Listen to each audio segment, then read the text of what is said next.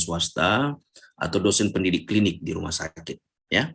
Karena ada yang teman-teman dokter itu yang terlibat di dalam proses mendidik di klinik, ya, meskipun secara akademik dia tidak tidak masuk di dalam struktur di perguruan tinggi, ya. Kemudian yang ketiga adalah agen perubahan dan pembangunan sosial. Ini penting, ya. Ini adalah komponen profil lulusan dokter yang saya kira sangat penting, karena dokter diharapkan bisa bisa memberikan memberikan perubahan sosial, ya, membuat masyarakat, dalam hal ini salah satu tugas utama adalah mengedukasi masyarakat untuk menjadi komunitas yang berperilaku lebih sehat, ya, berperilaku menerapkan berbagai macam standar-standar sosial, standar-standar kesehatan, ya, kesehatan masyarakat, sehingga dokter yang kita ingin didik atau ciptakan itu adalah dokter-dokter yang bisa menyampaikan edukasi itu dengan bagus, ya, mampu menjadi tokoh di tengah-tengah masyarakat, mampu menjadi teladan, ya, secara sosial, tentu dengan tidak meninggalkan kompetensinya sebagai dokter, ya. Namun yang nomor 3 ini, agen perubahan dan pembangunan sosial, juga membuka para calon dokter ini untuk berpikir, untuk berkiprah di tempat yang lain, ya, yang mungkin akan lebih membantu dalam proses kiprahnya dalam merubah dan melakukan rekayasa sosial ke arah yang lebih bagus. Misalnya ada dokter yang mau jadi birokrat, ada yang dokter yang mau jadi politisi, ada dokter yang mau masuk dalam perusahaan-perusahaan, ya, baik perusahaan terkait kesehatan maupun tidak, ya. Itu semua adalah bidang kerja atau kemampuan yang sebenarnya bagus dimiliki oleh seorang dokter, ya. Jadi itu pendidikan yang kita mau berikan, ya, sangat sangat menuntut kita untuk lebih memiliki kemampuan keilmuan dan soft skill, ya. Soft skill itu tentunya tadi adalah kemampuan untuk mengedukasi masyarakat, kemampuan untuk mengutarakan pendapat di depan umum, kemampuan untuk meningkatkan relasi sosial kemasyarakatan, ya, hablum minan nas, ya. Jadi itu yang harus kita latih, itu yang harus kita didik, ya, dengan berbagai macam kurikulum-kurikulum, baik kurikulum yang bersifat nasional maupun kurikulum yang bersifat lokal, ya. Kalau di Unismu saya kira kurikulum di tingkat lokal itu tentu akan melakukan adopsi daripada profil lulusan dokter Indonesia 2019 ini, ya. Saya belum melihat itu secara spesifik, tapi saya kira, ya, muatan lokal yang ada mungkin sudah menginkorporasi atau sudah mengadopsi daripada profil, ya, lulusan dokter Indonesia menurut SNPPDI 2019. Kemudian berdasarkan itu, kuliah hari ini kita akan berbicara mengenai beberapa kelainan muskuloskeletal yang ada di tingkat kompetensi 3A maupun 4, ya. Nah, jadi ada tiga penyakit osteoporosis yang kita bisa lihat dari sudut pandang ilmu gizi klinik. Yang pertama adalah osteoporosis, kemudian ada osteoartritis, artritis secara keseluruhan. Kemudian yang level kompetensi 4 itu adalah hiperurisemia maupun gout, ya. Ini yang kita harapkan dari saudara-saudara semua, ya, bahwa saudara semua bisa menjelaskan apa risiko terkait nutrisi terjadinya osteoartritis ya dan artritis. Kalau kita mengetahui risiko berarti kita sudah seharusnya mengetahui bagaimana supaya faktor risiko itu bisa diturunkan ya atau bisa dihilangkan. Kemudian tentu adalah bagaimana manajemennya ya. Adalah bagaimana manajemennya kalau kita sudah mendapatkan kasus-kasus osteoartritis ya.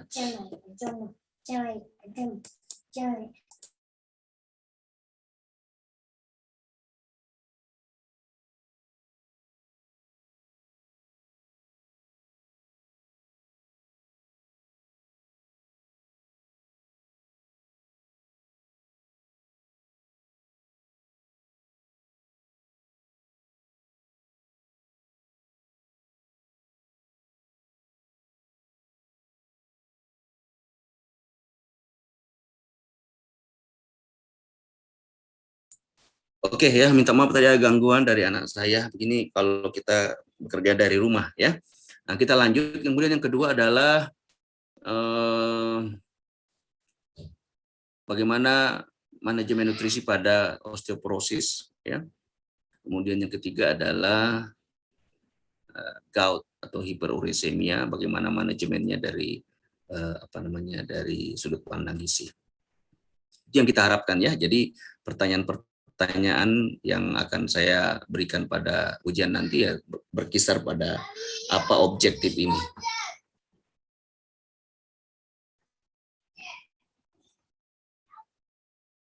Nah, sekarang kalau kita lihat ya,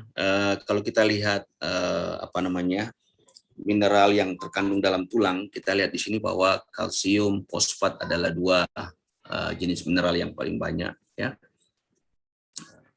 Jadi 25% ya untuk kalsium, kemudian fosfat sekitar 10%. Jadi keduanya ini menyusun sekitar 35% daripada berat total daripada tulang ya. Jadi yang lain-lain ini boleh dikatakan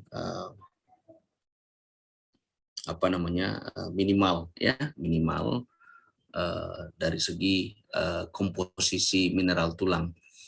Nah, kalau kita lihat tulang, ada beberapa hal utama yang harus kita perhatikan bahwa terkait gizi ya. Yang pertama adalah vitamin D. Ya, vitamin D ini sangat penting tercukupi karena pertama vitamin D itu sangat berkaitan dengan proses absorpsi kalsium di traktus gastrointestinal. Ya, jadi kita tidak bisa mengabsorpsi optimal kalsium yang ada di dalam makanan kalau kita tidak memiliki kadar vitamin D yang cukup, ya, kadar vitamin D yang cukup. Nah, yang menjadi persoalan adalah kadar vitamin D yang cukup itu cara mengukurnya gimana, ya? Kebanyakan kita mengukur apakah seseorang itu memiliki kadar vitamin D yang cukup apa tidak dengan melihat konsentrasi serum vitamin D, ya, dengan mengukur 25 hidroksi vitamin D, ya. 25 hidroksi vitamin D ini sebenarnya adalah vitamin D yang tidak aktif, yang belum aktif, ya. Untuk diaktifkan dia butuh proses hidroksilasi atau penambahan gugus hidroksi di ginjal, ya, di ginjal. Jadi proses hidroksilasi itu terjadi pertama di hati, kemudian yang kedua ada di ginjal, ya. Nah, kalau orang yang mengalami gagal ginjal, maka proses hidroksilasi untuk aktivitas vitamin D itu akan terganggu, ya. Sehingga salah satu sekule atau komplikasi daripada penyakit ginjal kronik yang lama adalah adanya osteomalacia, ya, osteomalacia, di mana massa tulang itu menjadi berkurang, ya, terjadi osteoporosis, ya, sehingga pada pasien-pasien yang gagal ginjal kronik, biasanya salah satu terapinya adalah memberikan vitamin D yang aktif, ya. Tadi kita kembali ke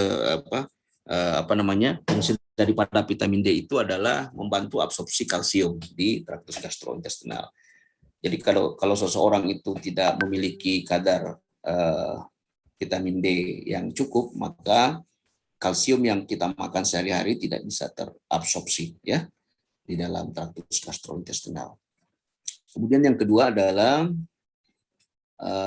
jadi vitamin D seperti yang kita yang kita bahas barusan itu dari sudut pandang fisiologis itu berfungsi seperti hormon, ya, seperti hormon. Jadi dia menyebabkan peningkatan absorpsi kalsium di GIT. Kemudian yang kedua ada yang disebut sebagai PTH, ya, parathyroid hormon, ya. Parathyroid hormon ini fungsi utamanya adalah menjaga supaya kalsium di dalam darah itu stabil, ya, stabil atau tidak mengalami fluktuasi yang ekstrim. Jadi kalsium di dalam darah atau di dalam serum itu dipertahankan stabil, tidak naik turun, tidak fluktuatif. Kapan kalsium itu mengalami penurunan di dalam serum, maka terjadi sekresi parathyroid hormon, ya. Tentu kalian sudah tahu di mana lokasi parathyroid hormon itu. Ya, sesuai dengan namanya, dia di samping tiroid, ya. Kelenjar tiroid ada namanya kelenjar parathyroid. Nah, jadi kalau kalsium kita mengalami penurunan, contoh misalnya pada orang-orang yang gagal ginjal tadi karena vitamin D yang aktif kurang, ya, maka absorpsi kalsium dari traktus gastrointestinal berkurang, maka menyebabkan serum kalsium itu mengalami penurunan di dalam darah, ya. Akibatnya paratiroid, ya, kelenjar paratiroid kita mengeluarkan atau mensekresi hormon paratiroid atau paratiroid hormon. Apa fungsinya? Fungsinya adalah membantu tulang, ya, membantu tulang kita melepaskan kalsium, ya. Jadi kalsium yang kita simpan di dalam tulang itu, ya, dengan bantuan paratiroid hormon bisa dilepaskan, ya, bisa dilepaskan ke dalam darah sehingga kadar kalsium menjadi meningkat lagi, ya. Jadi itu fungsi paratiroid hormon. Tentunya ada dampak negatifnya, ya, kalau misalkan paratiroid hormon ini bekerja aktif, adalah tulang-tulang kita menjadi keropos, ya. Terjadilah yang disebut tadi osteomalacia, ya. Jadi itulah patofisiologi atau bagaimana proses terjadinya osteomalacia atau patogenesis pada pasien-pasien yang gagal ginjal kronik, ya.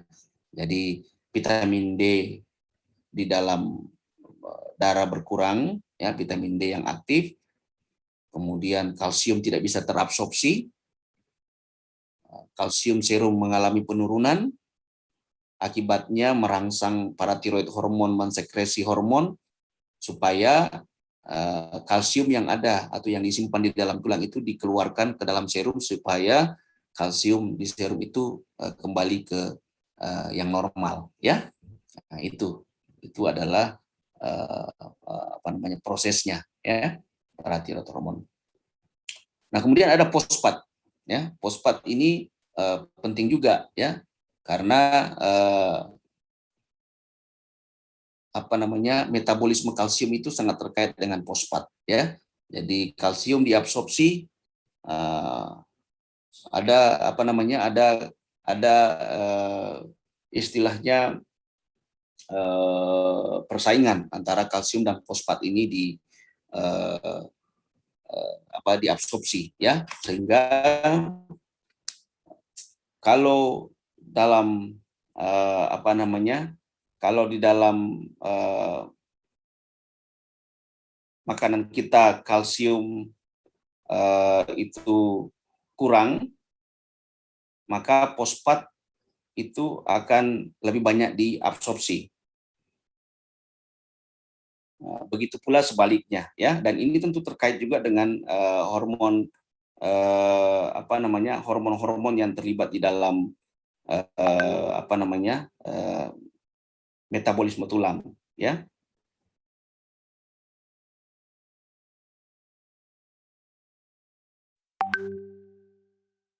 Sampai di sini ada yang mau ditanyakan sebelum kita lanjut ke slide yang berikutnya. Jadi ini terkait bagaimana metabolisme vitamin D, paratiroid hormon, kalsium, fosfat, bagaimana keterkaitannya, ya, bagaimana hubungannya dengan proses terjadinya osteoporosis, osteomalacia dan segala macam, ya. Ada yang mau ditanyakan sebelum kita lanjut?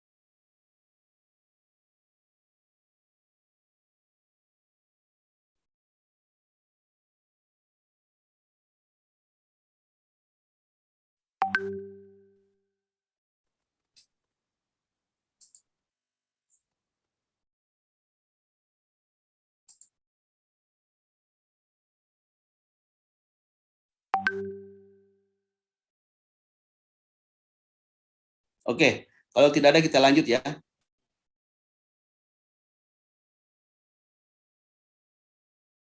Tabe dok, iya dok, tabe dok.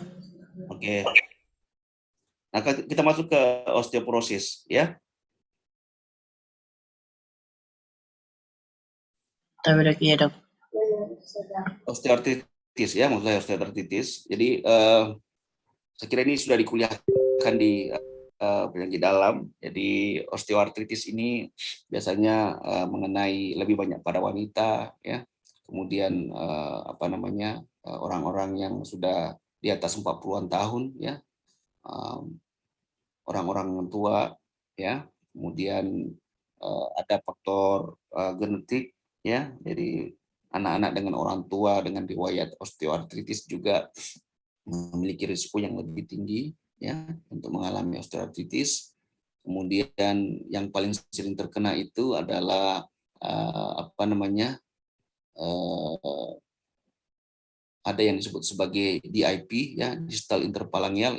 Yang ini kita lihat distal interphalangeal joint, ya, sendi tip, ya, proximal interphalangeal joints. Ini kita lihat, ya. Kemudian bisa mengenai mengenai lutut, ya. Kemudian bisa mengenai sendi panggul, bahkan bisa juga mengenai tulang belakang, ya. Jadi gejala-gejalanya terjadi kekakuan, ya. Kekakuan pada pagi hari pada sendi yang terkena. Jadi biasanya dia tidak simetris, ya. Jadi biasanya kiri atau kanan, ya. Kadang-kadang juga bisa kadang-kadang bisa dua-duanya kena kiri dan kanan, ya. Tapi dia itu yang membedakan dengan rheumatoid arthritis, ya. Rheumatoid arthritis itu biasanya dia simetris kiri kanan, ya. Sendi kanan dan sendi kiri terkena. Kalau osteoartritis biasanya dia asimetris, ya. Kemudian kekakuan ini berlangsung kurang dari 30 menit atau lebih pendek, ya. Kemudian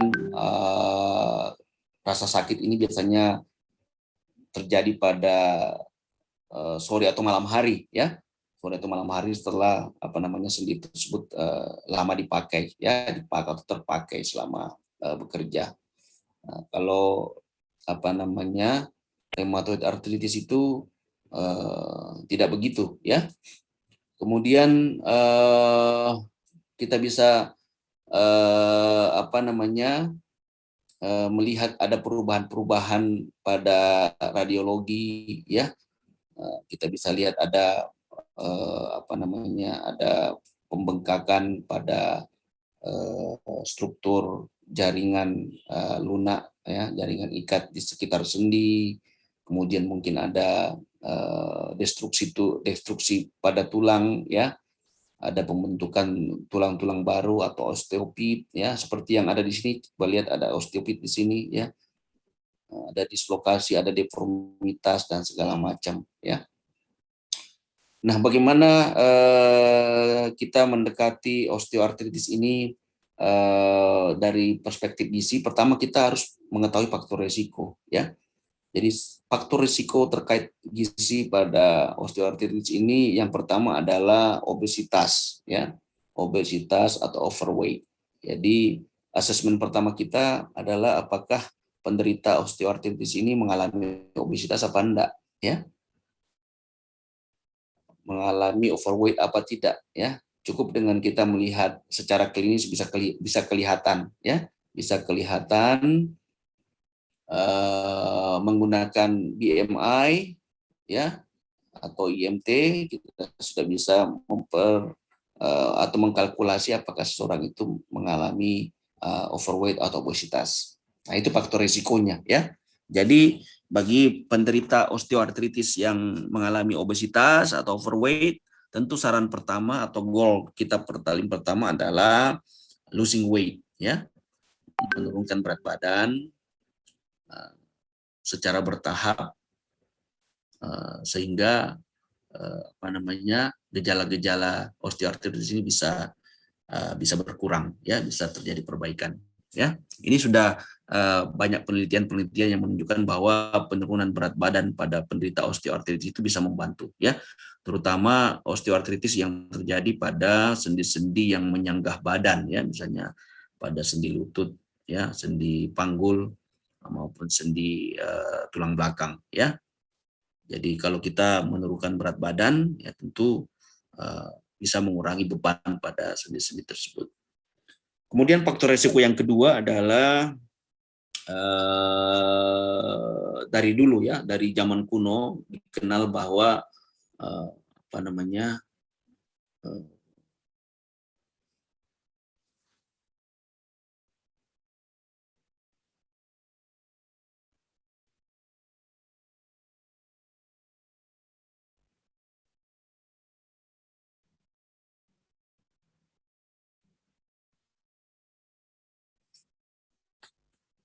dari osteoartritis ini sudah dikenal sejak zaman kuno, ya. Jadi sudah dilaporkan, ya, dan biasanya dulu mengenai orang-orang yang golongan raja, ya, golongan raja atau golongan priayi yang mengalami obesitas, ya, sehingga dikenal sebagai penyakit orang kaya, ya, begitu istilahnya. Jadi ini terkait dengan faktor risiko obesitas atau overweight, ya, sehingga dia lebih dikenal sebagai penyakit bagi orang-orang yang affluent, ya, orang-orang yang intake makannya berlebihan.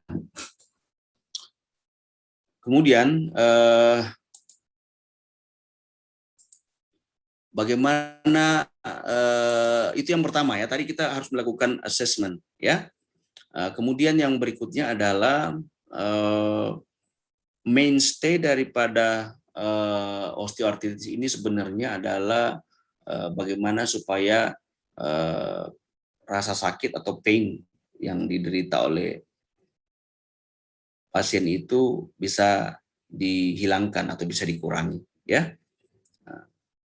Karena kalau kalau rasa sakit itu terus berlangsung, maka aktivitas daripada pasien akan mengalami gangguan, dan kalau itu berlangsung terus-menerus, terjadi inaktivitas, ya, maka tentu akan menyebabkan gangguan kualitas hidup, ya, juga bisa menyebabkan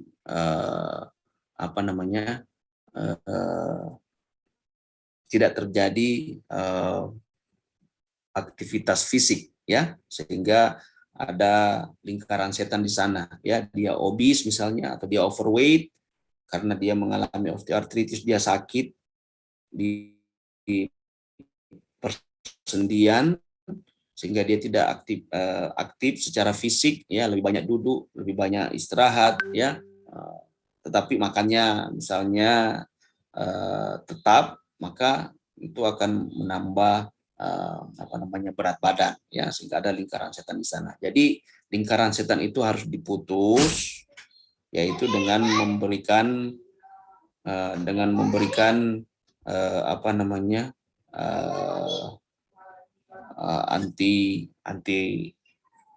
anti nyeri, ya, anti sakit, ya. Bagaimana pemberian anti nyerinya? Tentu dimulai dengan dengan obat-obat non NSAID, ya, obat-obat non NSAID, contohnya acetaminophen atau paracetamol, ya. Kalau tidak efektif bisa ditambah dengan NSAID, ya, dan itu bisa diberikan pada yang mild osteoartritis, ya, moderate osteoartritis, ya. Kemudian pada pasien yang mild, moderate maupun severe, ya, yang berat, itu tetap kita usahakan, kita encourage, ya, kita sarankan kepada pasiennya untuk tetap aktif secara fisik, ya, melakukan exercise secara reguler, ya. Exercise yang di sini tentu disesuaikan dengan tingkat mobilitas sendi yang bersangkutan. Tadi sudah saya bilang bahwa tujuan utama kita terapi itu adalah menghilangkan rasa sakit, ya, menghilangkan rasa sakit sehingga bisa kembali beraktivitas. Kemudian kita sarankan supaya melakukan exercise secara rutin, ya. Exercise secara rutin di sini tentu yang tidak berat, ya. Jadi jangan berlebih-lebihan. Contohnya adalah jogging, jalan kaki, ya, jalan kaki yang lebih cepat, ya, minimal setengah jam setiap hari, ya.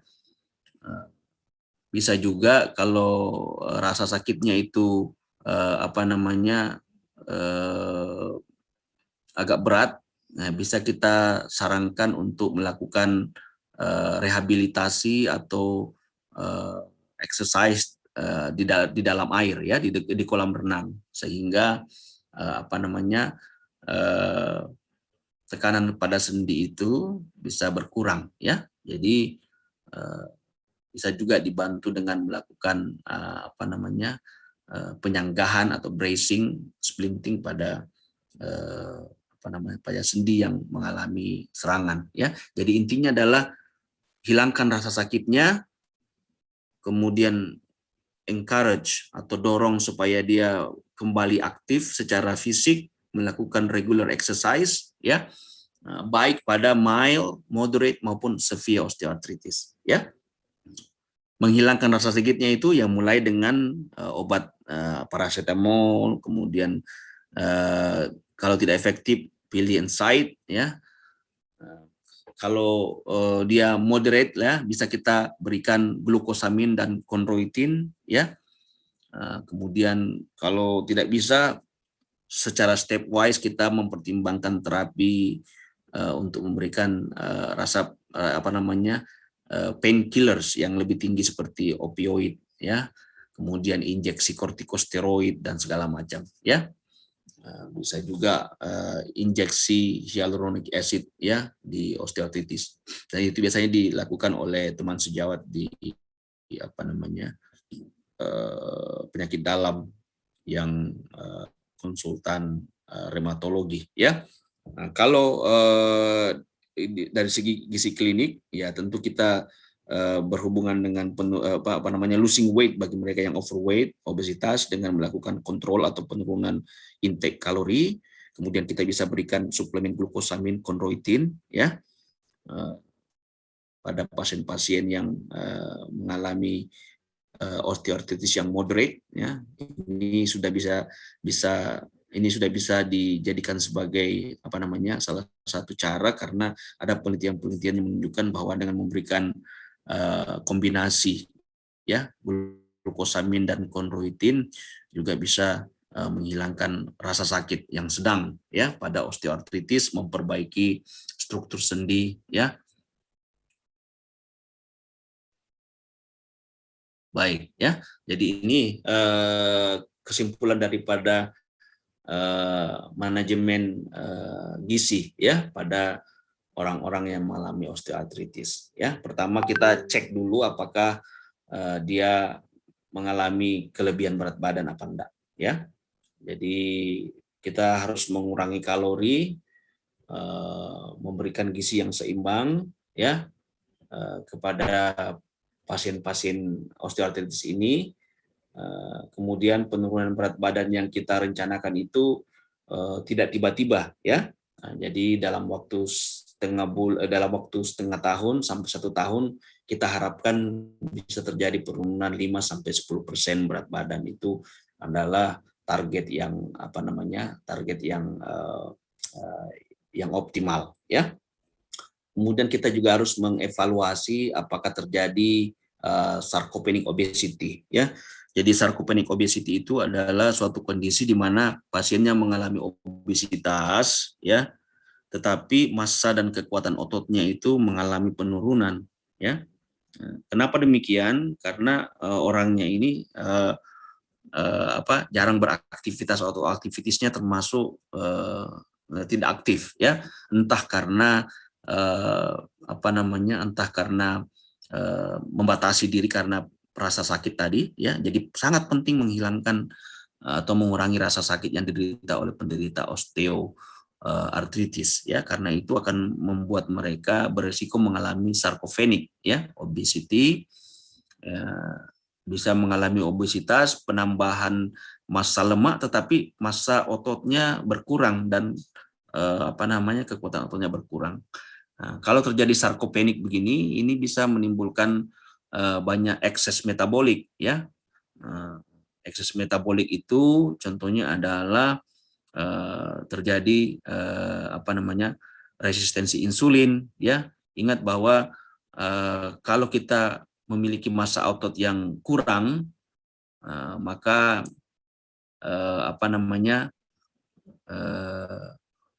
glukosa darah cenderung meningkat ya, karena berbagai sebab. Nah, oleh karena itu kita harus mengevaluasi apa terjadi penurunan massa otot dan kekuatannya ya. Bagaimana cara kita mengukur massa otot? Ya, yang paling bagus tentu dengan melihat atau memakai alat seperti misalnya DEXA ya, DEXA, DEXA ya, Dual X-ray Absorptiometry ya. Nah, itu alatnya cukup canggih dan di Makassar saja belum ada itu ya. Nah, biasanya kita melihat kekuatan otot saja ya, misalnya dengan hand dynamometry ya, kita melihat gait-nya ya, bagaimana cara dia berjalan. Kita bisa mengukur antropometri, misalnya lingkar lengan atas ya, bisa mengukur muscle arm area ya, bisa mengukur lingkar paha dan segala macam ya, sehingga kita bisa secara tidak langsung melihat atau mengevaluasi bagaimana massa otot pada pasien-pasien tersebut ya. Kemudian tadi kita sudah bicara tentang vitamin D ya. Vitamin D penting untuk absorpsi kalsium, vitamin K juga penting ya, sangat berkaitan dengan metabolisme tulang ya. Jadi vitamin D, vitamin K, kemudian protein dan kalsium adalah nutrien atau zat gizi yang perlu kita evaluasi agar kecukupannya tercapai, ya. Agar kecukupannya tercapai, bagaimana kita melakukan ini?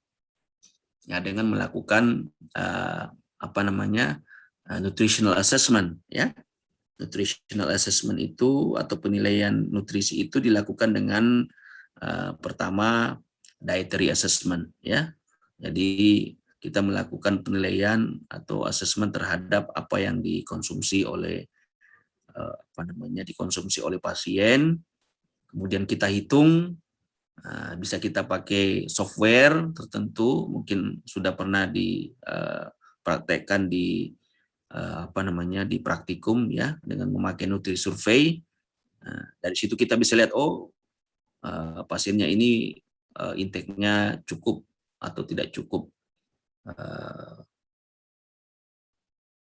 atau sudah oke, ya. Sudah oke, perlu ditambah, ya.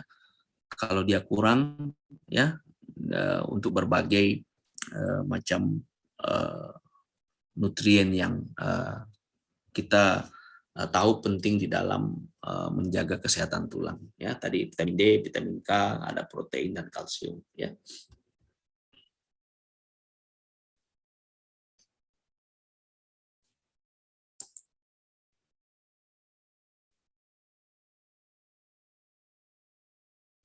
Oke, kalau kita mempertimbangkan suplemen, ya, biasanya suplemen ini kita pertimbangkan pertama pada orang-orang yang sudah lanjut, ya, di atas 40, di atas 50, 60, ya.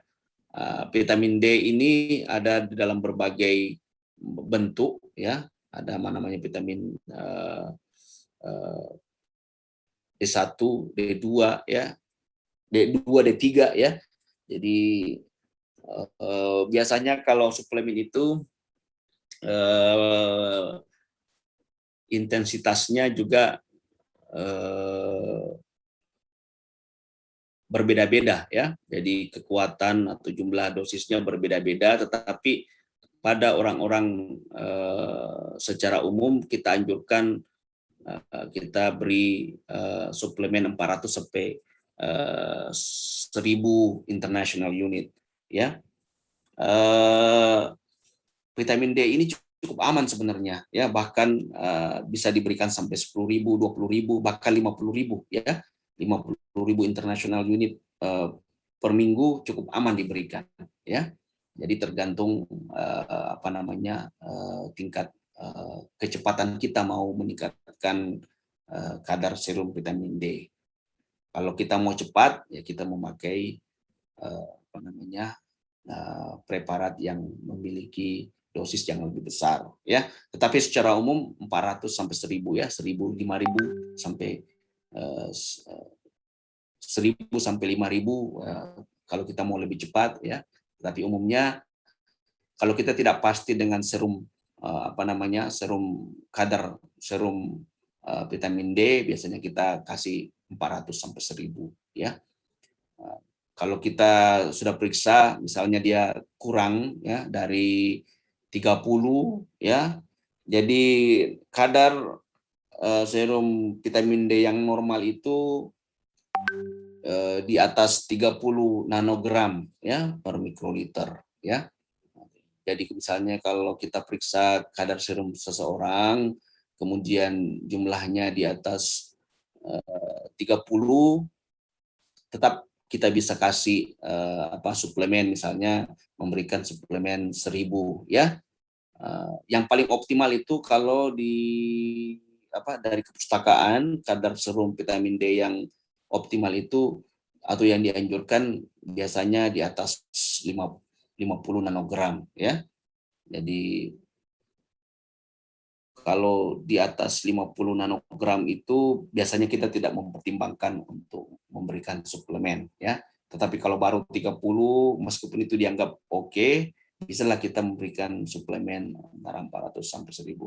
Kalau di bawah dari 30, ada yang bahkan di bawah 20, bisa kita memberikan preparat vitamin D yang lebih tinggi, misalnya 10.000, ya, 5.000 per hari, ya, atau 50.000 per minggu, ya, per minggu kalau kita mau cepat. Kemudian kalau kita pertimbangkan glukosamin sulfat, kondroitin sulfat ini biasanya kita berikan pada pasien-pasien osteoartritis yang agak sedang ya rasa sakitnya. Ada yang menganggap bahwa pemberian glukosamin kondroitin sulfat ini bisa memperbaiki struktur sendi ya. Tetapi kebanyakan gunanya itu adalah membantu mengurangi rasa nyeri ya. Kemudian omega 3 ya, omega 3 atau minyak ikan 1000 sampai 1200 mg bisa mengurangi inflamasi ya, bisa mengurangi inflamasi, dan ada juga penelitian yang menunjukkan bahwa omega 3 ini bisa membantu meningkatkan massa otot ya, meningkatkan massa otot.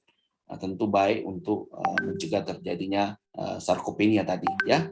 Di samping tentu fungsi yang lain yang utama juga adalah mengurangi pembengkakan sendi atau antiinflamasi ya, kira-kira begitu. Nah, tadi kita bicara vitamin D. Sebenarnya vitamin D itu bisa kita peroleh dari sinar matahari ya. Sinar matahari, dari penelitian menunjukkan bahwa memaparkan diri ya, minimal muka dan tangan ya sekitar 30 menit itu sudah bisa memberikan suplai vitamin D yang cukup ya. Kalau mereka yang banyak bekerja di dalam ruangan atau mereka yang tinggal di di daerah yang non tropis ya, misalnya di Eropa, di mana ada musim di mana matahari itu kurang sekali ya, musim dingin ya, maka tentu vitamin D yang berasal dari makanan itu penting ya, penting untuk dicukupi, atau dari suplemen ya.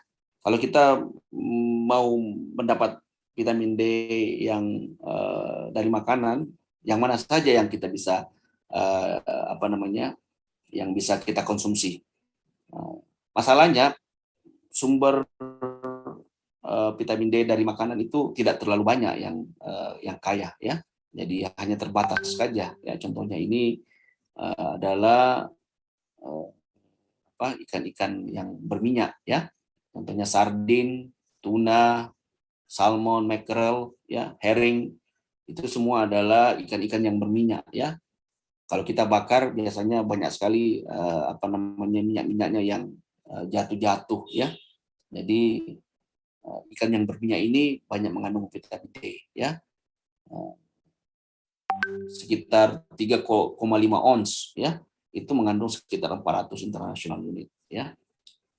Kalau 3,5 ons itu 1 ons kurang lebih 30 gram ya, 28 gram 30 gram. Jadi kalau 3 ons kita 190 ya sampai 100 gram per hari. Katakanlah kita makan 50 gram tiap makan, ya sudah cukup lah ya, 400 international unit sehari ya, makan salmon, mackerel. Kemudian ada cod liver oil ya, ada cod liver oil yang biasanya dijual ini cod liver oil ya. Jadi ada suplemen cod liver oil, ya, ada namanya Scott Emulsion dan lain-lain mengandung cod liver oil. Ada juga yang dijual cod liver oil yang murni, itu cukup tinggi kandungan vitamin D-nya ya. 1 sendok teh itu mengandung kurang lebih 400 internal unit. Kemudian kuning telur ya. 1 kuning telur itu 20, jadi harus makan 20 butir sehari ya.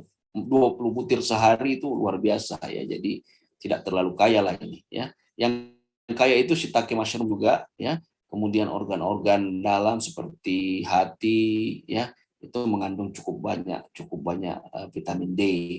Kalau shiitake mushroom lumayan ya.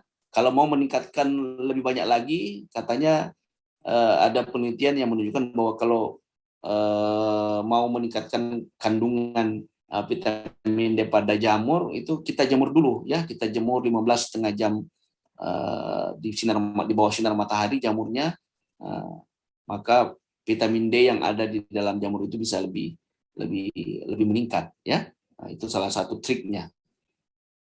Itu dan sudah diteliti ya.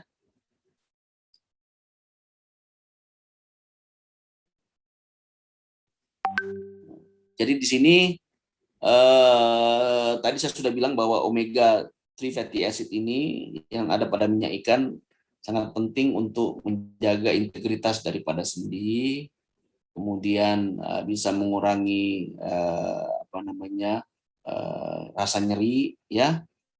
Kemudian juga bisa meningkatkan massa otot, makanya di sini disebut bisa meningkatkan grip strength, ya. Kalau kita periksa hand grip dinamometri, maka kekuatannya, ya, kekuatan cengkraman daripada orang yang mengkonsumsi omega 3 fatty acid ini bisa bertambah, ya.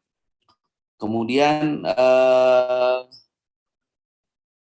ini yang penting yang saya sudah juga sebut di awal-awal kuliah, bahwa orang yang mengalami osteoartritis itu harus menjaga supaya lifestyle-nya itu tetap aktif, ya. Jangan mengurung diri, jangan terlalu banyak duduk, dan itu penting agar supaya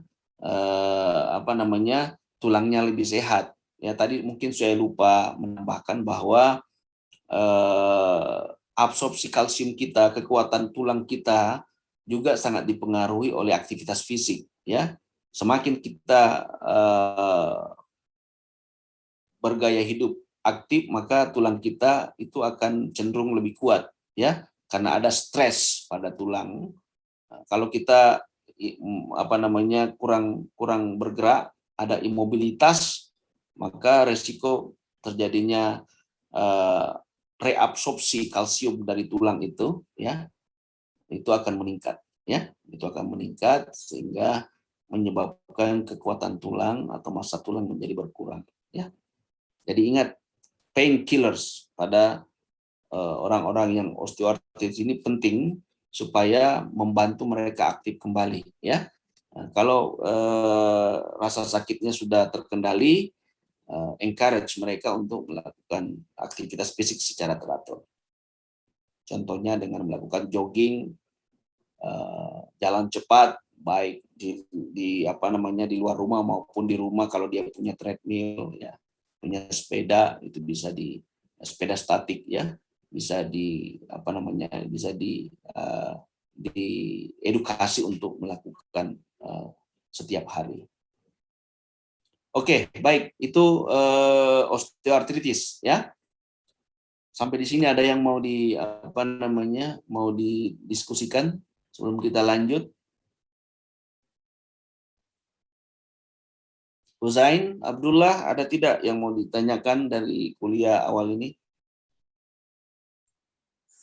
Tapi dok, izin bertanya dok. Dari mana ya? Silakan.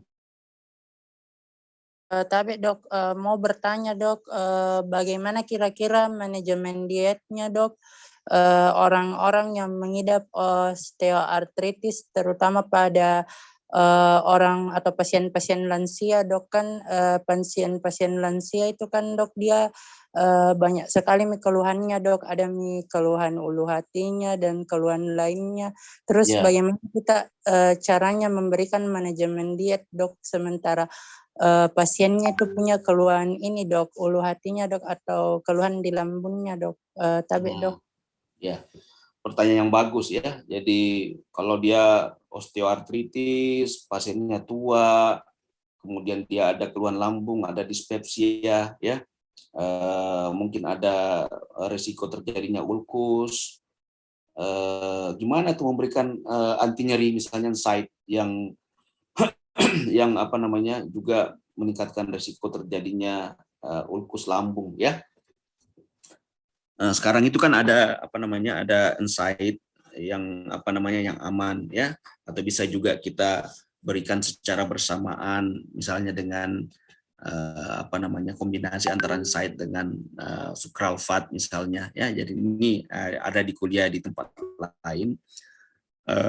Kalau terkait dengan lansia, tadi saya sudah sebut bahwa untuk lansia biasanya kita langsung mempertimbangkan untuk memberikan suplemen vitamin D, ya. Suplemen vitamin D, baik ada osteoartritis maupun tidak ada osteoartritis, ya. Itu kalau lansia, terutama pada wanita, ya, karena sudah mengalami menopause, ya, maka biasanya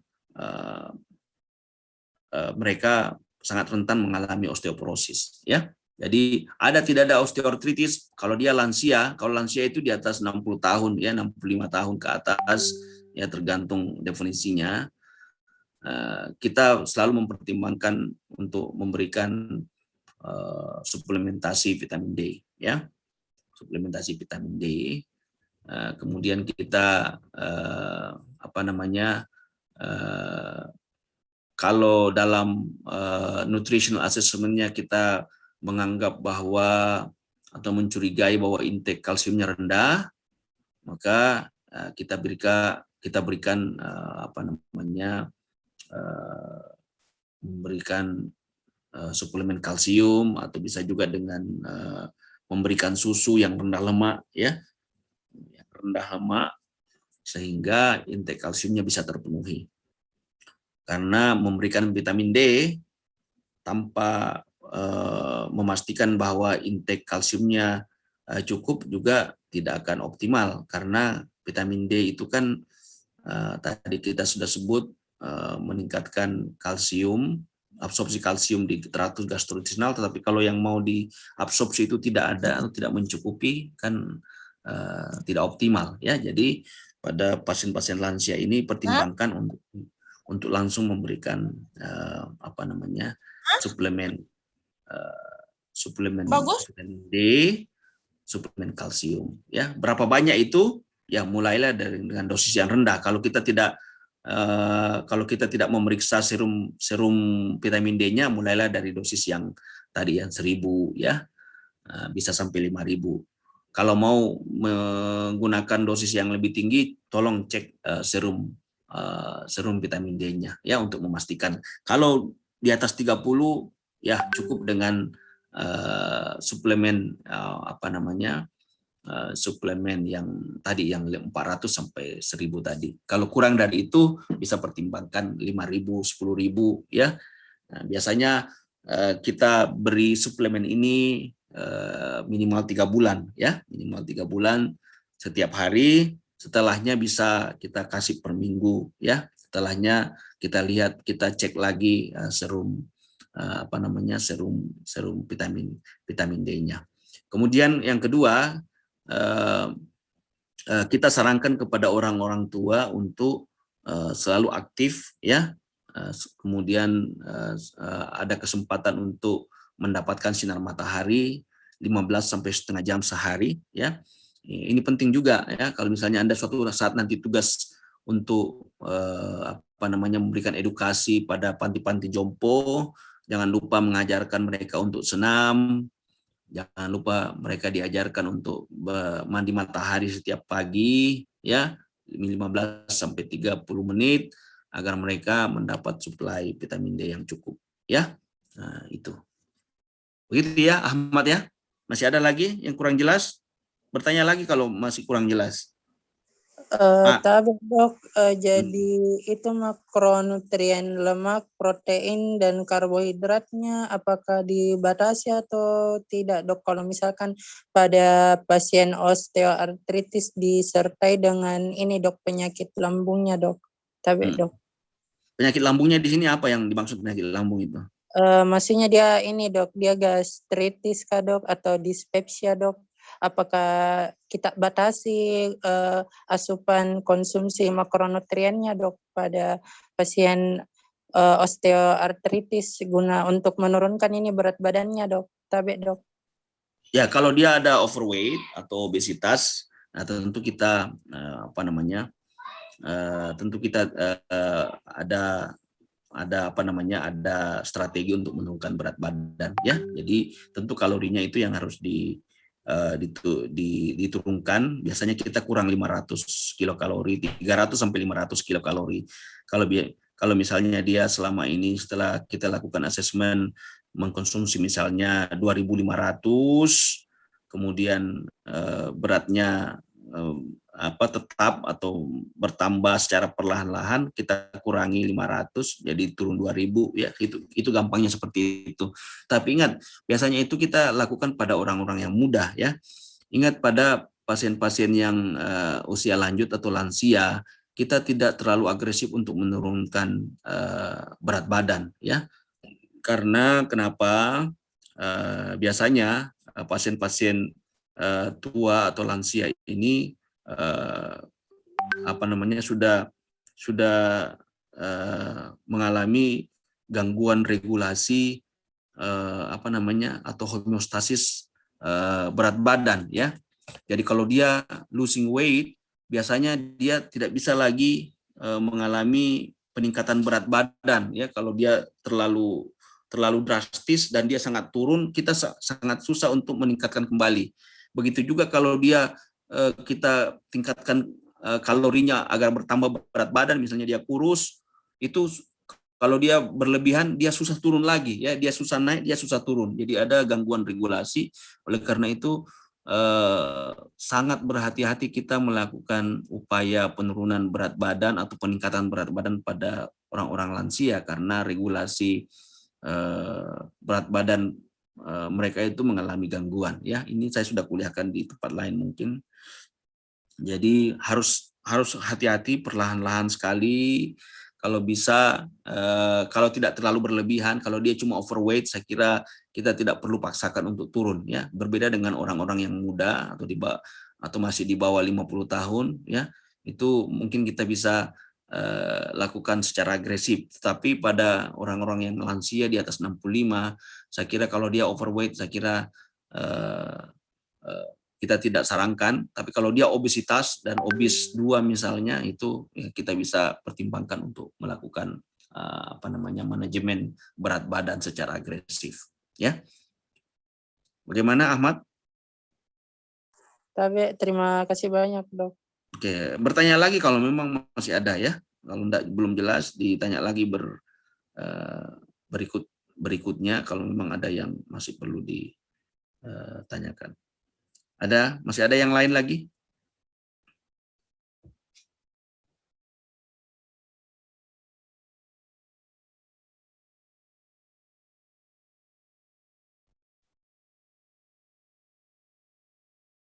Baik, kalau tidak ada kita lanjut, ya. Osteoporosis.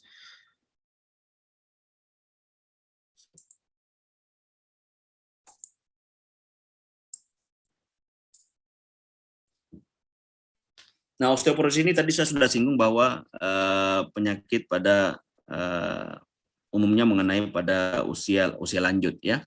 Dan terutama faktor risiko yang lebih tinggi dialami oleh wanita, ya. Wanita terutama yang sudah mengalami menopause.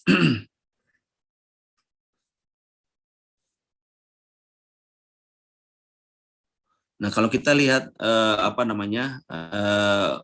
hubungan antara, ada yang disebut sebagai peak bone mass, ya, PBM, peak bone mass, ada bone mass density atau BMD, ya. Jadi kita melihat bahwa pada laki-laki maupun perempuan terjadi peningkatan peak bone mass secara progresif, ya, mulai dari remaja sampai kurang lebih awal-awal 20 tahun, ya, awal-awal dekade kedua kehidupan mereka, ya. Jadi mencapai peak bone mass ini penting sekali, ya, karena sangat berkaitan dengan bone mass kita selanjutnya di usia yang lebih tua, ya. Kalau kita gagal mencapai puncak yang tinggi, yang optimal, maka risiko kita untuk mengalami osteoporosis itu akan lebih tinggi, ya. Peak bone mass pada laki-laki umumnya jauh lebih tinggi dibanding perempuan, ya.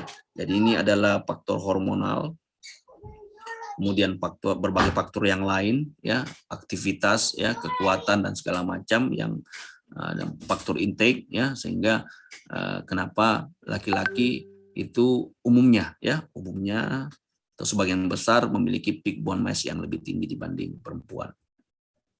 Nah, setelah mencapai peak bone mass ini, berapapun itu, ya, ada yang peak bone mass-nya lebih tinggi, yang lain lebih rendah. maka secara berangsur-angsur baik laki-laki maupun perempuan akan mengalami penurunan, ya. Jadi bone mass density mereka itu akan mengalami penurunan mulai pertengahan 20-an, ya. Jadi akan berlangsung secara secara perlahan-lahan pada laki-laki sampai lanjut pada usia usia lanjut, ya.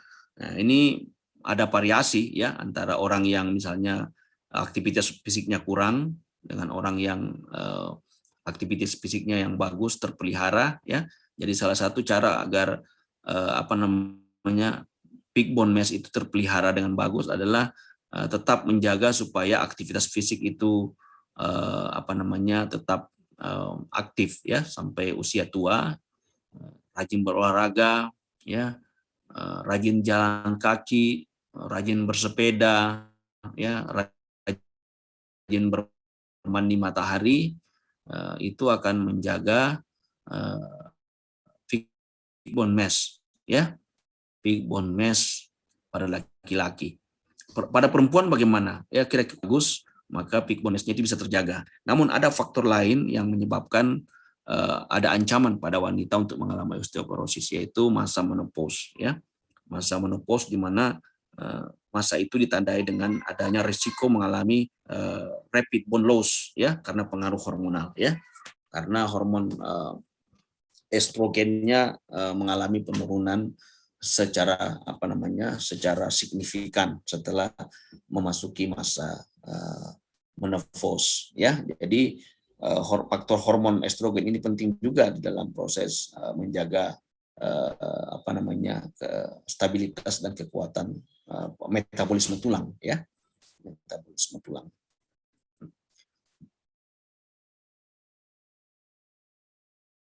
Kemudian ada yang fase 3, ya. Fase 3 ini adalah seiring berlanjut dengan peningkatan umur, maka secara perlahan-lahan kekuatan tulang itu juga semakin berkurang, ya, semakin berkurang karena faktor usia tadi, ya. Faktor usia, ada banyak faktor, ada compounding faktor di sana. Semakin tua seseorang, intake-nya semakin sedikit, aktivitas fisik semakin sedikit, lebih banyak tinggal di dalam rumah, ya, sehingga tidak terpapar sinar matahari. Jadi ada compounding faktor di sana yang kita istilahkan adalah pengaruh usia, ya, pengaruh usia yang bertambah. Padahal banyak faktor-faktor yang mendasari mengapa usia itu terasosiasi dengan penurunan tulang, ya. Jadi pertama, apa yang saya mau kalian dapat dari slide ini, pertama, penting sekali seorang memiliki peak bone mass yang tinggi. Peak bone mass yang tinggi itu kita peroleh dari mana? Ya, pertama tentu adalah faktor genetik, ya. Jadi faktor genetik sangat berperanan. Jadi orang-orang yang memiliki orang tua yang mengalami fraktur non traumatik sebagai tanda terjadinya osteoporosis, waspada, ya. Mungkin secara genetik kalian itu memiliki kecenderungan untuk memiliki densitas tulang yang kurang, ya. Jadi faktor genetik sangat berpengaruh. Kemudian gaya hidup tadi, kemudian tentu kecukupan intake vitamin D, kecukupan intake kalsium, kemudian kecukupan aktivitas fisik, itu perlu semua diadres sehingga kita bisa mencapai peak bone mass yang optimal. Kemudian berikutnya adalah kalau kita bisa mencapai peak bone mass yang optimal, jagalah aktivitas fisik, ya. Jagalah makan, jagalah vitamin D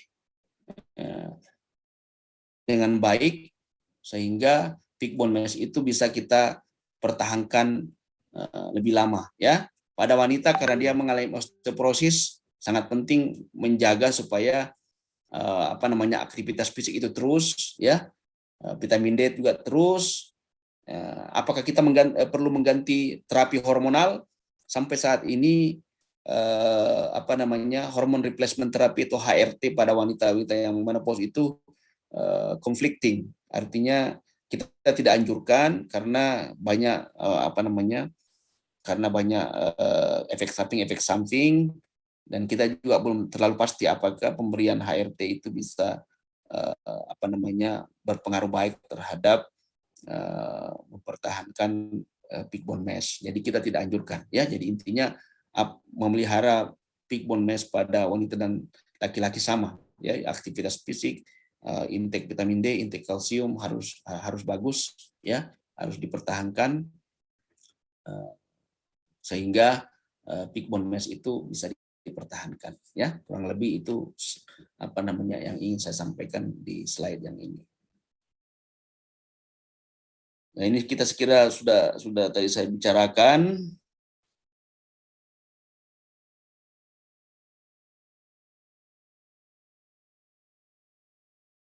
Nah, BMD ini adalah bone mass density, ya. Kemudian ada beberapa tadi kita sudah singgung di vitamin D, vitamin K. Kemudian ada estrogen deficiency pada pada orang-orang yang mengalami menopause, sehingga terjadi resorpsi pada tulang-tulang. Kemudian aging, ya, ini semua yang menyebabkan terjadinya penurunan kekuatan tulang pada usia lanjut, ya. Ini adalah faktor yang tidak bisa kita ubah, ya. Jadi faktor risiko terjadinya osteoporosis tadi sudah kita bahas. Usia, ya, semakin tua seseorang maka makin meninggi resikonya mengalami osteoporosis. Kemudian ras, di sini kita lihat orang-orang kulit putih itu dan orang-orang Asia seperti kita juga memiliki resiko yang tinggi. Kemudian wanita lebih tinggi resikonya. Ada riwayat osteoporosis pada kerabat yang dekat, misalnya orang tua, saudara, nenek, kakek, ya. Kemudian kalau ada riwayat fraktur, ya, terutama fraktur non traumatik, ya, jadi fraktur yang bukan karena kecelakaan, ya, fraktur dengan tekanan yang trauma yang tidak terlalu besar, misalnya dia cuma terbentur dengan ujung meja tiba-tiba patah, ya, itu bisa menjadi indikasi ada osteoporosis, osteoporotic process, ya. Kemudian kalau kita memiliki indeks massa tubuh yang rendah juga, kemudian massa otot yang rendah, itu juga menjadi faktor risiko, ya. Kenapa demikian? Itu bisa menunjukkan adanya intake yang rendah, ya, termasuk intake vitamin D, intake kalsium, ya, adanya asosiasi dengan kurangnya aktivitas fisik, ya. Kalau kita memiliki low muscle mass, berarti kemungkinan kalau bukan karena penyakit tertentu juga bisa diakibatkan karena adanya imobilitas, ya, adanya aktivitas fisik yang kurang. Juga ada riwayat fraktur setelah usia 50 tahun, ya, fraktur yang tiba-tiba terjadi pada usia lansia dengan riwayat trauma yang minimal, ya. Itu semua adalah faktor-faktor risiko terjadinya osteoporosis. Kalau yang bisa dirubah, contohnya misalnya adalah current smoking, ya, kalau dia merokok itu harus dihentikan, ya, diabetes, kemudian minum alkohol, ya, kemudian apalagi ini intake kalsium yang rendah. Nah, ini semua bisa low testosteron, ya. Ini semua bisa kita rubah, ya. Jadi faktor risiko ini bisa kita modifikasi. Jadi penting sekali untuk melakukan screening apakah faktor-faktor yang bisa diubah ini ada pada pasien-pasien yang mengalami osteoporosis. Kemudian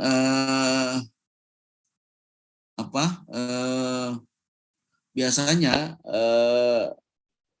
kita agak kesulitan untuk melakukan diagnosis pada pasien-pasien yang mengalami risiko osteoporosis ya, karena pertama kita membutuhkan ini tadi yang saya sebut DEXA ya, Dual Energy X-ray Absorptiometry DEXA ya.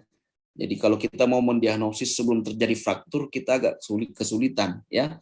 Biasanya kita memberikan terapi itu lebih kepada diagnosis klinis ya. Misalnya dia adalah lansia dengan gender perempuan, biasanya dengan dengan riwayat nyeri tulang ya, dengan riwayat nyeri tulang di seluruh badan ya. Kemudian dia mengalami pada X-ray ya, ada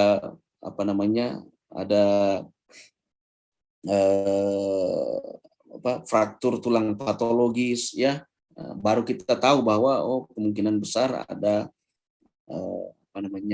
osteoporosis pada orang ini ya. Kalau kita mau mendiagnosis lebih awal, itu kita memerlukan DEXA ya, atau Dual Energy X-ray Absorptiometry.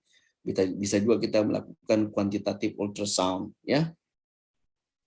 Jadi sampai saat ini kita menganggap bahwa DEXA itu adalah gold standard untuk mendiagnosis osteoporosis ya. Nah, kalau kita perhatikan, ini yang bisa kita saksikan di di DEXA ya. Ini adalah contoh tulang dengan karakteristik osteoporosis. Ini yang normal. Kita lihat tulang trabekulenya ini dengan kita lihat tidak padat dibanding ini ya. Kemudian tulang tulang kompaktanya ini lebih tebal dibanding ini ya. Coba perhatikan. Jadi ini semua bisa kita dapat, bisa kita nilai kalau kita melakukan diagnosis bone imaging ya. Ini kalau kita lihat dengan mikroskop elektron, kita bisa lihat bahwa pada osteoporotic bone kita lihat tulang-tulang trabekularis ini lebih tipis ya, sehingga celahnya ini ya ini lebih lebih luas ya. Nah, kalau kita memakai DEXA tadi, maka ada yang disebut sebagai T-score ya, T-score. Jadi T ya, T-score atau T-score ya, skor T. Jadi kapan kita mendiagnosis osteoporosis, kita bandingkan dengan dengan standar pada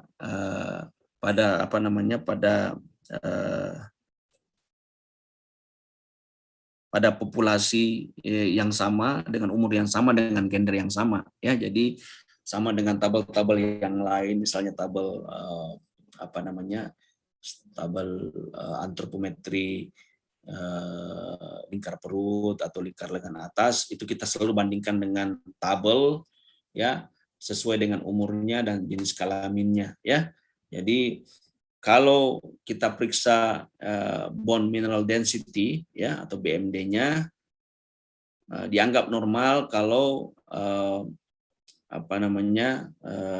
test score-nya itu di atas -1 standar deviasi ya, sesuai dengan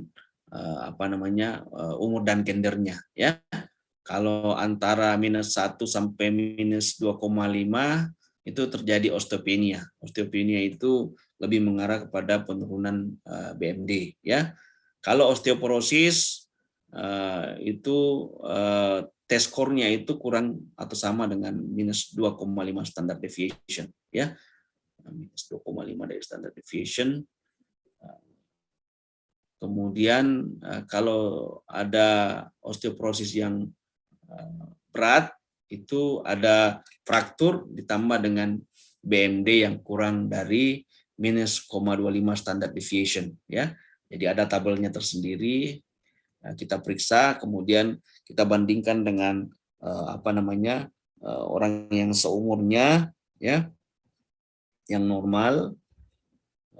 Kalau dia kurang, maka -2,5 disertai faktor, maka dia termasuk osteoporosis yang berat. Kira-kira itu ya. Bagaimana terapinya? Ya, kalau dia ada osteopenia, osteoporosis, kalau dia osteopenia kita lakukan prevensi, ya, pencegahan. Kalau dia mengalami osteoporosis kita lakukan treatment, ya. Prevention ini salah satunya adalah dengan memberikan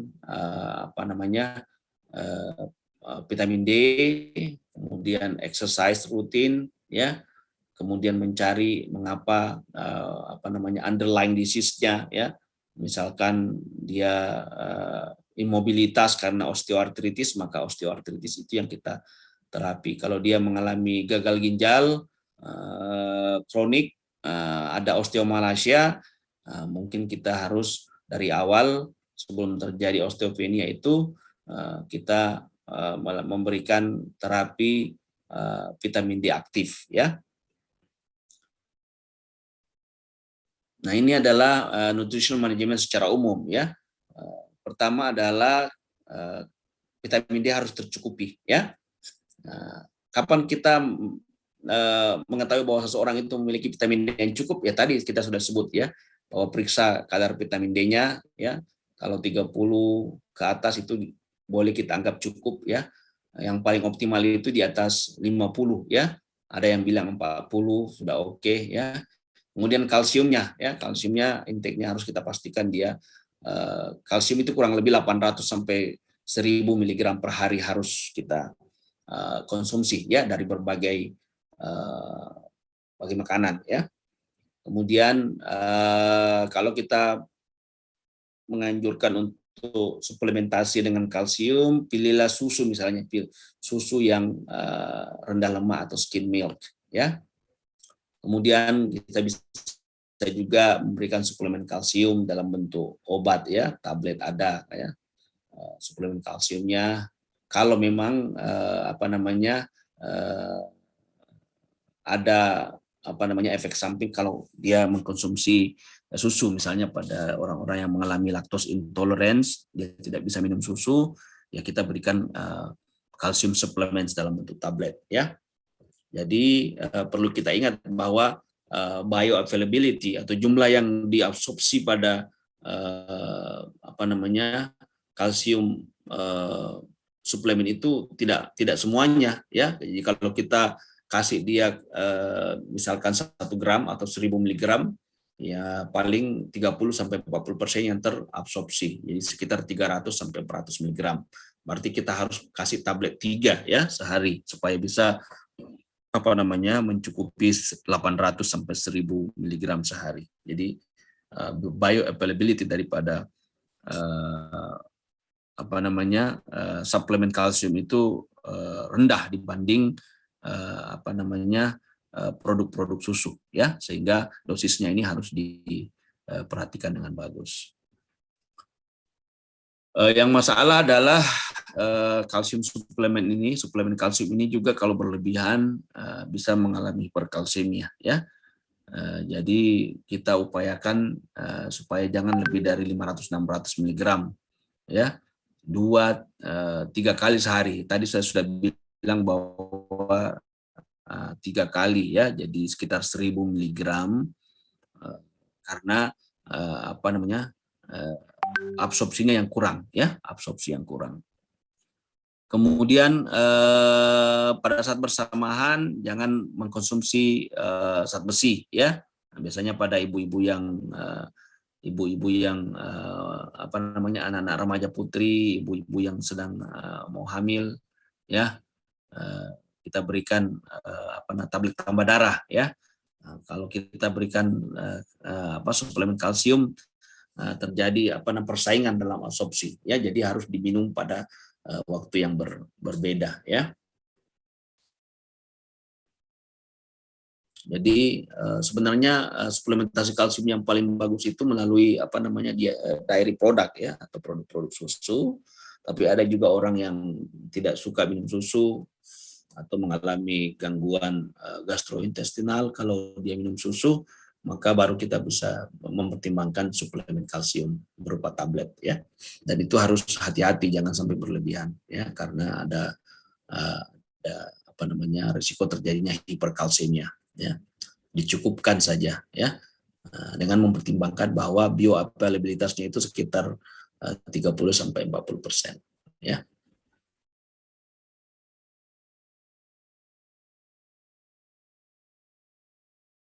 Nah, untuk vitamin D banyak pilihan-pilihannya ya. Kita bisa minum susu tadi, lebih baik pada produk-produk yang skim milk, yaitu yang rendah lemak 5%, 2%, supaya kita tidak berisiko mengalami peningkatan berat badan ya. Kemudian suplemen vitamin D ya jangan lebih dari 10.000, tapi sebenarnya vitamin D ini seperti yang saya sebut tadi aman ya, jadi bisa sampai 50.000 ya, bahkan 100.000 ada yang memberikan ya, dengan sekali seminggu atau sekali 2 minggu ya, tergantung seberapa cepat kita mau meningkatkan serum vitamin D. Kemudian kecukupan protein itu penting juga ya. Kemudian vitamin B12, kalau kita makan protein yang cukup, maka vitamin B12 itu akan tercukupi ya, karena vitamin B12 ini hanya ada pada makanan-makanan yang hewani ya. Isoflavon, isoflavon ini banyak terkandung pada kedelai ya. Apa pentingnya? Salah satunya itu adalah dia bisa bersifat hormonal ya, punya fungsi hormonal yang penting terutama pada ibu-ibu yang menopause tadi ya, bisa ada fungsi menggantikan estrogen yang isoflavon ini ya. Tapi boleh dikatakan bukti-bukti untuk hal tersebut masih sangat sedikit ya. Ini kita sudah ada juga yang menganggap bahwa minum kopi, kemudian minum terlalu banyak makan terlalu banyak natrium ya, garam itu berpengaruh kurang bagus kepada tulang. Jadi harus dikurangi ya, tetapi ini juga lemah ya, artinya kasus-kasus osteoporosis karena sebab-sebab kafein atau sodium ini sama sekali tidak ada ya. Cuma memang kalau kafein itu begitu juga teh ya. Kalau kita minum itu akan meningkatkan ekskresi kalsium di dalam urin ya. Jadi kalsiuria. Jadi kalsium yang kita buang di dalam urin itu bertambah ya kalau kita minum kafein. Begitu juga teh, tetapi apakah ini kemudian berpengaruh kepada berpengaruh tidak bagus bagi tulang, ini kita tidak memiliki bukti yang kuat ya. Jadi saya kira bagi mereka yang suka minum kopi tidak ada masalah ya. Kemudian tadi kita sebutkan bahwa hindarilah ya lifestyle yang tidak aktif atau sedentary lifestyle, kemudian kurangi merokok ya. Kemudian bermandi sinar matahari ya 10 sampai 30 menit, 15 sampai 30 menit per hari ya sehari. Sampai di sini ada yang mau ditanyakan? Osteoporosis sudah sudah kita kuliahkan.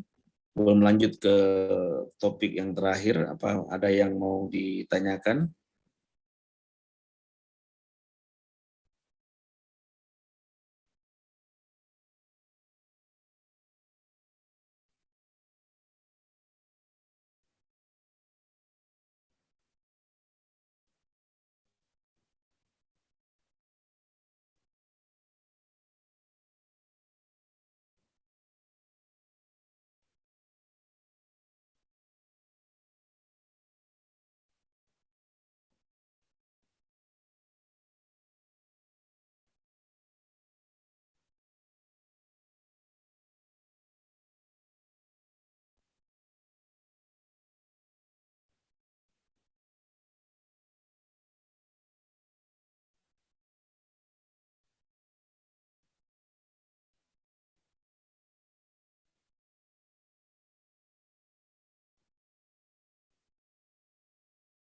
Oke, kalau tidak kita lanjut ya sebentar lagi. Tapi dok, iya dok. Oke. Sekarang kita masuk ke gout, hiperuricemia ya. Gout dan hiperuricemia sebenarnya tidak terlalu sinonim ya. Jadi tidak semua gout itu diakibatkan oleh hiperuricemia ya. Ada orang-orang yang tidak mengalami hiperuricemia mengalami gout. Begitu juga sebaliknya, hiperuricemia tidak menyebabkan gout ya. Ada orang yang ada orang yang hiperuricemia tapi tidak gout, ada yang asam uratnya dalam darah rendah tapi mengalami gout. Jadi tidak selalu sinonim ya. Jadi penting untuk diketahui. Nah, kalau gout itu sudah terjadi deposisi atau pengendapan kristal monosodium urat ya yang berasal dari asam urat dalam darah di jaringan ya. Dan anehnya ini unik juga kenapa sendi yang paling sering mengalami inflamasi karena deposisi MSU ini atau monosodium urat ini adalah sendi jempol ya, sendi jempol. Tapi tidak menutup kemungkinan bisa terjadi di mana saja, tetapi yang paling sering itu adalah di sendi proksimal di sendi proksimal daripada sendi jempol ya.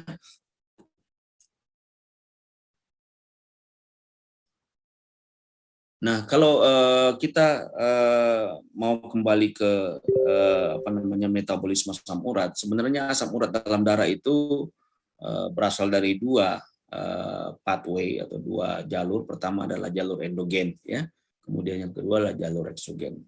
Kalau jalur eksogen itu berasal dari luar dari makanan kita, ya. Sebagian besar makanan-makanan yang banyak mengandung protein itu baik yang hewani maupun nabati itu pada akhirnya pada proses metabolismenya atau proses penghancuran daripada metabolit-metabolitnya itu akan menghasilkan asam urat ya.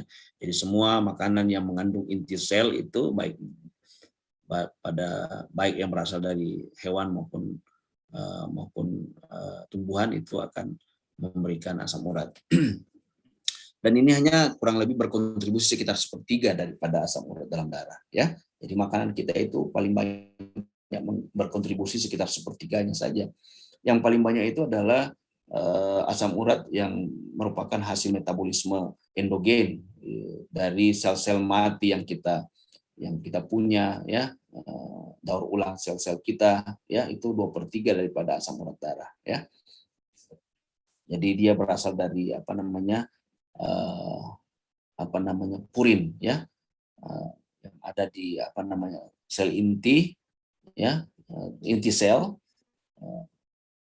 di mana kita lihat bahwa di mana kita mengetahui bahwa purin itu adalah salah satu penyusun daripada basa nukleat daripada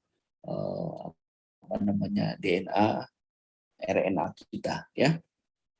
Jadi setiap yang memiliki sel, memiliki inti sel, maka dia memiliki purin, dan daripada proses metabolismenya dia akan menghasilkan asam urat ya. Nah, tadi saya ulangi lagi bahwa sumber asam urat dalam darah kita itu lebih banyak dari proses metabolisme sel-sel mati yang ada dalam tubuh kita sendiri atau faktor endogen. Sementara yang dari makanan dari luar itu minimal ya, lebih sedikit dibanding yang dari faktor endogen. Nah, kemudian asam urat ini, gout ini seperti osteoartritis juga adalah penyakit yang sebenarnya sudah diketahui sejak lama ya, dan juga dikenal sebagai penyakit yang diderita oleh orang kaya ya, oleh orang-orang yang priayi ya, keturunan raja. Misalnya di Inggris dilaporkan bahwa raja siapa itu, George atau raja George itu mengalami obesitas dan dia juga mengalami gout ya, serangan gout yang cukup parah sehingga dia mengalami deformitas. Faktor-faktor yang menyebabkan terjadinya orang mengalami peningkatan risiko gout itu adalah yang paling yang paling sering adalah minum alkohol ya. Apa istilahnya itu, alkoholisme ya, alkoholisme ya. Jadi minum alkohol yang berlebihan ya, minum etanol ya, kemudian banyak makan fruktos ya, banyak minum fruktos ya, itu menyebabkan peningkatan risiko terjadinya gout ya. Banyak makan banyak makan protein hewani ya, maka banyak makan seafood ya, itu diketahui meningkatkan risiko terjadinya gout.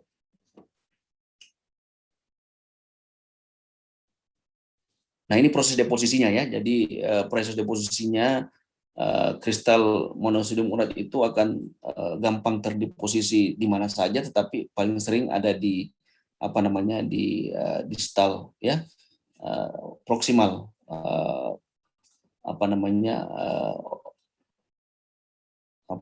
jari jempol ya.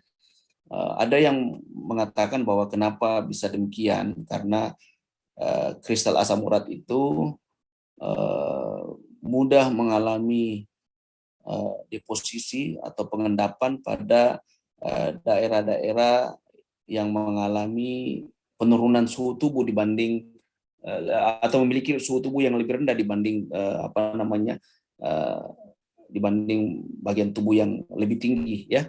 Dan itu biasanya kita dapat di akral ya, biasanya dapat di bagian akral kita, tapi akral yang lebih banyak terkena itu adalah di bagian kaki ya. Jadi ada ahli yang mengatakan bahwa mungkin karena disebabkan karena suhu di bagian jempol kita itu jauh lebih rendah dibanding tempat yang lain, sehingga dia gampang mengalami deposisi ya. Tapi itu kita tidak pasti ya, cuma ada ada spekulasi seperti itu ya. Kemudian di tempat-tempat yang lain bisa di sendi-sendi ini yang merah ini ya, bisa terbentuk tofa ya. Tofa itu adalah kalau sudah terjadi pertumbuhan tulang yang baru ya, ada deformitas yang diakibatkan oleh karena proses inflamasi kronis akibat penumpukan kristal monosodium urat. Tadi adalah satu faktor risiko yang saya sebut adalah konsumsi fruktosa ya. Konsumsi fruktosa kita di Indonesia ini salah satu karbohidrat yang cukup tinggi kita konsumsi adalah fruktosa ya. Kita suka makanan-makanan yang manis, dan fruktosa ini dalam metabolismenya bisa meningkatkan produksi asam urat ya, kalau kita lihat jalurnya ya. Jadi fruktosa ini sangat terkait dengan proses enzimatik yang berperanan di dalam proses asam urat, pembentukan asam urat dalam darah. Jadi kalau kita mengkonsumsi fruktos lebih banyak, ada kemungkinan kita bisa mengalami peningkatan produksi asam urat. Tadi saya sudah sebut bahwa asam urat itu berasal dari proses degradasi sel-sel ya, baik yang sel-sel yang berasal dari dalam tubuh kita sendiri dari proses daur ulang, maupun sel-sel yang berasal dari makanan kita sehari-hari ya. Jadi faktor endogen maupun eksogen.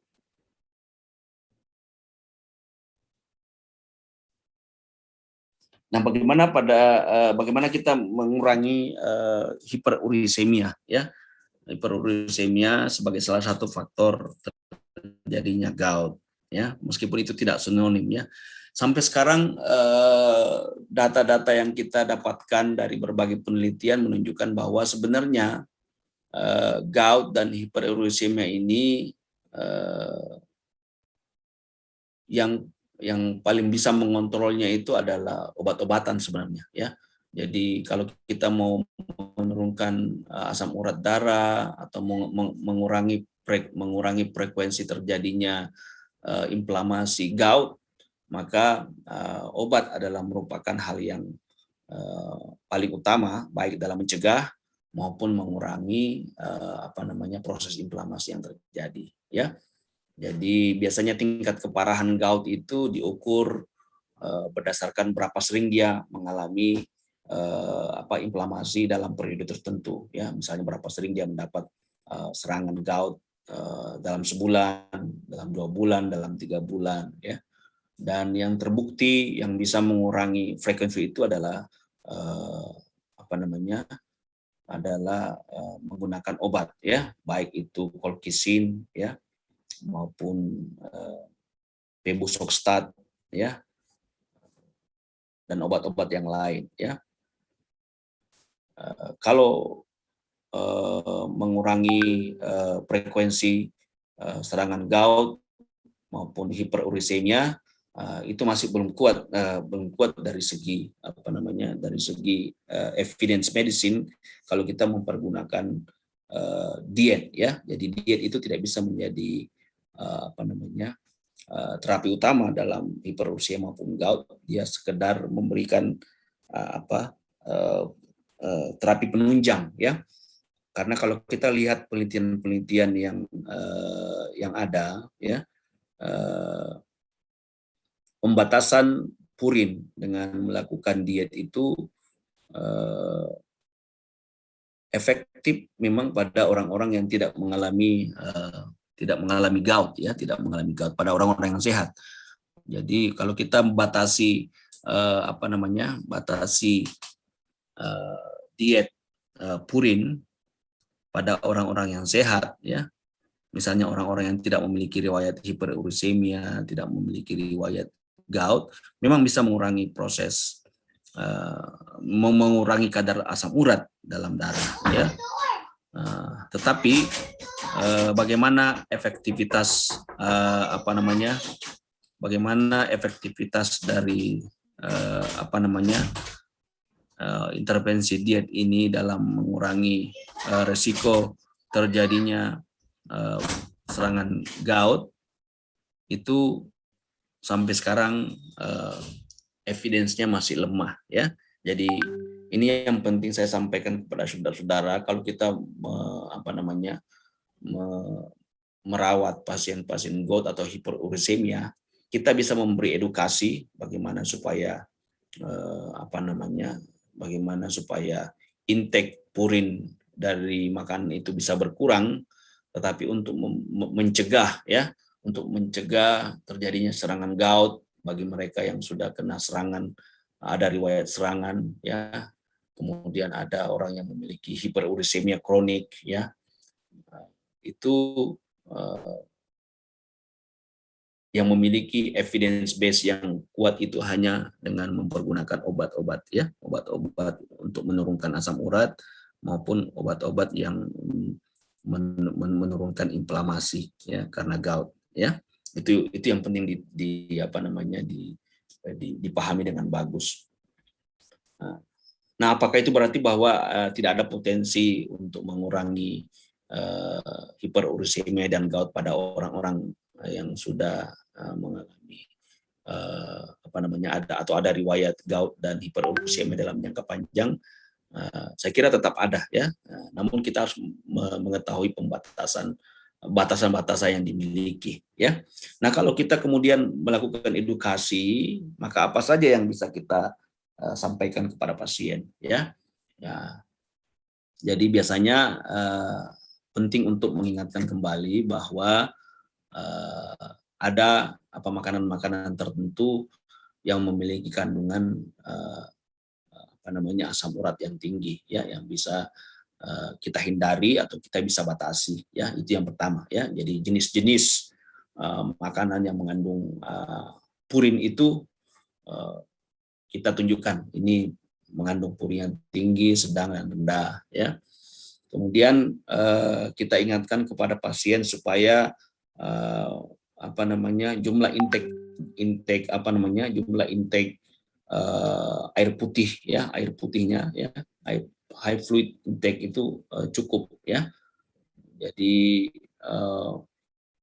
jangan kurang intake intake intake cairannya. Kenapa? Karena untuk membuang asam urat melalui melalui urin itu membutuhkan cairan yang banyak, ya. Kemudian juga dari penelitian dikatakan bahwa dengan mempertinggi komposisi karbohidrat pada diet, ya, jadi itu juga bisa membantu menurunkan asam urat atau bisa meningkatkan ekskresi asam urat, ya, dengan mempertinggi komposisi karbohidrat.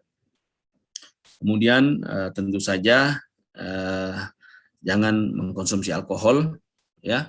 Kemudian mengurangi konsumsi makanan-makanan yang manis, ya, yang mengandung fruktosa, ya. Kemudian kita bisa anjurkan untuk banyak mengkonsumsi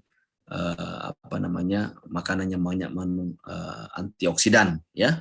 Antioksidan, ya, misalnya buah-buahan seperti raspberry, stroberi, ya, pomegranat atau delima, ya. Itu hal-hal, kalau kita anjurkan dia minum susu, kita pilihkan atau kita anjurkan untuk memilih skim milk, ya, skim milk atau susu yang kandungan lemaknya itu sudah dikurangi, ya. Ada penelitian yang menunjukkan bahwa memberikan susu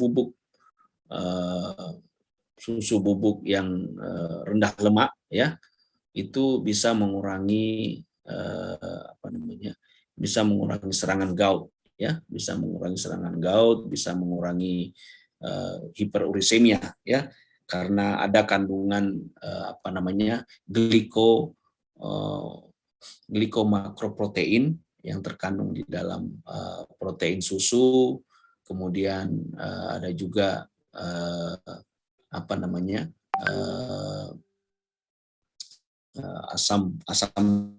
lemak, ya, yang disebut sebagai G600, ya, fat extraction, ya,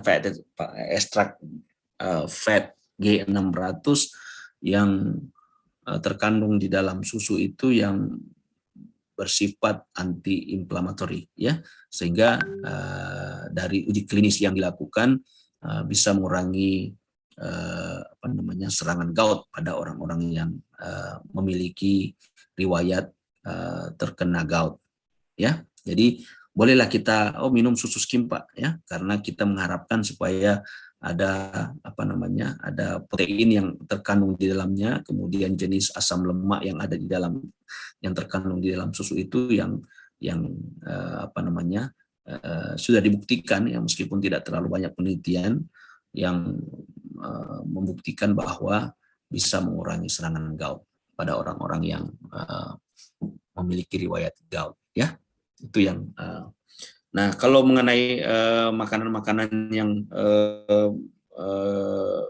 berdasarkan kandungan purinnya, ada yang golongan A, golongan B, golongan C. Kalau golongan C ini bebas, ya. Kalau golongan B ini mengandung 50-100 mg purin, ini termasuk yang sedang, artinya harus dibatasi. Kalau golongan A ini ya bisa dihindari, ya, bisa dihindari kalau dia mengalami hiperurisemia, ya, bisa dihindari kalau dia mengalami gout, ya.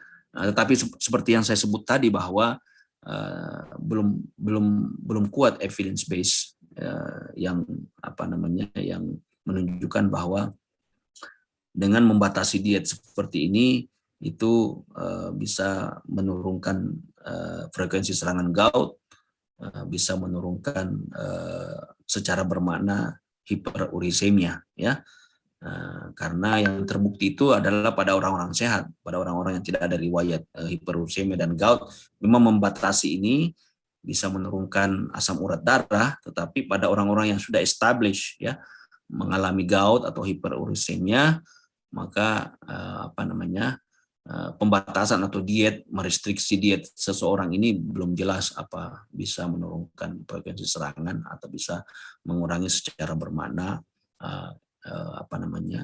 kadar asam urat dalam darah ya. Tetapi anyway itu adalah bisa menjadi terapi adjuvan atau manajemen adjuvan pada pasien-pasien yang mengalami hiperursemia atau gout. Oke. Terima kasih atas waktunya, kesabarannya mengikuti kuliah mulai jam 11 tadi sampai jam 13 ini. Mudah-mudahan ada manfaatnya ya. Sebelum kita tutup ya, ada waktu sekitar 1 menit 2 menit, kalau ada yang mau ditanyakan silahkan. Nanti Husain Abdullah mengontak saya lewat WA ya untuk PowerPoint-nya ya. Nanti saya serahkan sama Husain Abdullah atau siapa yang ketua kelas kah? Nah, dia hubungi saya nanti lewat ketua kelas yang kemudian membagikan ke semua ya. Oke. 1 menit barangkali kalau ada yang mau ditanyakan atau bagaimana. Baik, terima kasih ya. Kalau tidak ada, saya cukupkan demikian. Alhamdulillahirrahmanirrahim. Terima kasih semua. Wassalamualaikum warahmatullahi wabarakatuh. Waalaikumsalam warahmatullahi wabarakatuh. Terima kasih banyak, Dok. Oke, terima kasih. Selamat belajar ya. Stay safe. Di rumah saja kalau tidak perlu keluar. Ya.